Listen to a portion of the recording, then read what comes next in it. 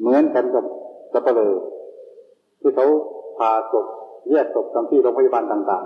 ๆเขาผ่าศพกันมาตั้งแต่วันนั้นจนถึงปัจจุบันนี้กี่ศพมาแล้วเห็นศพมาแล้วเนี่ยการเห็นอย่างนี้ทำไมเขาไม่เกิดความเบื่อหน่ายเนี่ยเห็นด้วยตาเขาจริงๆด้วยเขาก็พาศพด้วยมือของเขาด้วยกินศพเป็นหอมอย่างไรเหม็นอะไรเขาก็รู้แต่ทำไมเขาเหล่านั้นจึงไม่บรรลุธรรมเป็นพระอริยเจ้ายังมีความรักมีความพอใจรูปเสียงยังมีลูกมีเมียเป็นบ้านเป็นเมืองเหมือนคนทั่วไปเวลามาพาศพพาไปเวลาอยู่ในบ้านก็นอนก็ลูกกับเมียธรรมดาได้เอาละทำไมไม่นึกว่าเมียแล้วกับศพคนหนึ่งทำไมเขาไม่พูดขึ้นมาไม่นึกขึ้นมาเพราะปัญญาไม่เห็นเองปัญญาไม่เห็นถ้าเขามาคิดที่นายจะว่าเราผ่าศพนึกเขานึกสมมติขึ้นว่าเมียเขาเคียงข้างกันเนี่ยกอดมาทุกวันนั่นน่ะก็นอนกอดศพนี่เราคิดกันมาได้อย่างนี้เขาก็จะเกิดเบื่อตัวขึ้นมาเนี่ยเขาปัญญาเขาไม่มีนั่นเองเนี่ยถ้าคนปัญญาไม่ดีไม่ฉลาดแล้วเนี่ยถึงจะนอนกอดศพอยู่ก็โง่ตลอดไปไม่ว่าศพนั้นจะมีชีวิตครองอยู่หรือไม่มีก็ตามถ้าคนโง่ใจโง่อยู่แล้วมันจะหลงตลอดเวลาไม่ว่าสอนใจให้มากคนทุกคนเป็นศพในตัวทั้งหมดแล้วว่าศพเคลื่อนที่เพราะอะไรเพราะวิญญาณยังครองร่างอยู่แต่เมื่ออะไรวิญญาณครองร่างอยู่มันก็จะไปได้มาได้พูดจาปาทีกินอยู่หลับนอนเหมือนกันไม่ว่ามีชีวิตอยู่นั่นเองแต่เมื่อไรวิญญาณหรือออกจากร่างไปแล้วเนี่ยก็เหลือทิ้งธาตุขันธ์เอาไว้คือรูปมันเอาไว้คนละอย่างทางกันไปจะเป็นศพกันไปศพหมดสภาพศพขาดวิญญาณการปกครองก็นอกเปลือยไปจึงว่านักภาวนาปัจจุบันแล้วนะอย่าประมาทในชีวิตอย่าประมาทในวัยพยายามนึกคิดเรื่องความตายนี่เตือนตนเองอยู่เสมอว่าชีวิตของเราเท่านี้หนอเกิดขึ้นมาแล้วก็ไม่กี่วันเดือนปีก็หมดสภาพไปก็ตายกันไปแยกกันไปจะมีการเปรียบเทียบกับสิ่งภายนอกหลายอย่างเช่นผลหมากรากไม้ก็ดีหรือตุ่มน้ำก็ดีหรือใบไม้ก็ดีกันเปรียบเทียบในสิ่งที่เป็นจริงสิ่งภายนอกทั้งหมดในโลกอันนี้มีอะไรบ้างที่มีการเปลี่ยนแปลงไปเพราะสิ่งนั้นแหละมีการเปรียบเทียบกับตัวเราจนเราเห็นใบไม้สักใบหนึ่งก็เอาใบไม้นั่นแหละมาพิจารณาเนี่ยใบไม้เนี่ยมันมีเหตุที่เกิดขึ้นเมื่อเกิดขึ้นมาแล้วเนี่ยเกิดใหม่ๆเป็นใบอะไรใบอ่อนๆต่อมาเดือน2 เดือนเป็นยังไงสียังไงต่อมาเป็นขวบปีเป็นยังไงสียังไงอีกไม่นานนะใบมันก็จะหล่นลงมา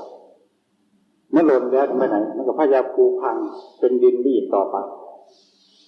ก็ใบไม้เกิดมาอีกต่อไปหล่นอีกต่อไปทับถมกันเรื่อยๆขึ้นมาที่แห่งเดียวของโลกนี้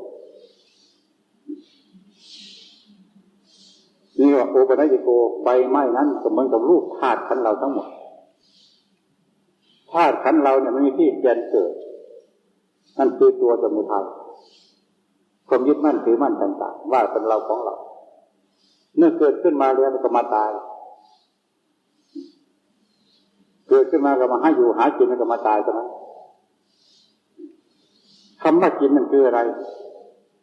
คำว่ากินมันคือเอาธาตุภายนอกมาจุนเจือธาตุภายในให้อยู่ได้คือมันหนุนซึ่งกันและกันถ้ามันมีตัวหนุนเราอยู่ไม่ได้เหมือนกันกับต้นไม้แต่ละต้นเราพิจารณาดูระหว่างเป็นธรรมะมันเป็นธรรมะต้นไม้แต่ละต้นถ้ามันมีรากออกไปไปดูดดึงอาหารภายนอกออกมาเลี้ยงลำต้นมันอยู่ได้ไหมอยู่ไม่ได้ตัวรากของมันแหละจะเป็นตรงนี้เรื่อยไปหาดูดอาหารตามพืชดินต่างๆก็มาเลี้ยงลำต้นของมันเลี้ยงกิ่งเลี้ยงก้านของมันเลี้ยงดอกเลี้ยงใบของมันอยู่ได้แต่เมื่อไรรากของมันดูดดึงอาหารภายนอกไม่ได้แล้วมันก็ลำต้นนั้นทั้งหมดก็ตายแล้วนี่อยู่ไม่ได้อันนี้เช่นนั้นคำว่ากินข้าวกินปลา หรือว่าคำหนึ่งว่ารับประทานหรือเสวยก็นี่ก็ตามกันคำสมมติพูดกันพูดไปอันนี้เพื่ออะไรเพื่อเอาธาตุภายนอกมาจุนเจือธาตุภายในให้อยู่ได้จุนเจือมาทรงเอาไว้เฉยแต่เมื่อไรธาตุของเราภายในเนี่ยขาดธาตุภายนอกแล้วเมื่อไรก็อยู่ไม่ได้คือตายเหมือนแต่ต้นไม้ต้นนี้เพียงเห็นต้นไม้ก็มาพิจารณาได้ถ้าเรามีปัญญาคิดให้เปรียบเทียบกันกับหลักความเป็นจริงสิ่งใดที่เป็นธาตุภายนอกและธาตุภายในธาตุภายในคือตัวเราคือธาตุสี่ดินน้ำลมไฟของเราธาตุภายนอกสิ่งที่เรามองเห็นทั่วไปในโลกนี้จะเป็นต้นไม้ใบเขาอะไรก็แล้วแต่สิ่งที่มันเป็นเปลี่ยนแปลงได้ที่ว่าเป็นธาตุทั้งว่ามาในการเปรียบเทียบกันเมื่อเป็นสามัญลักษณะธาตุเสมอกัน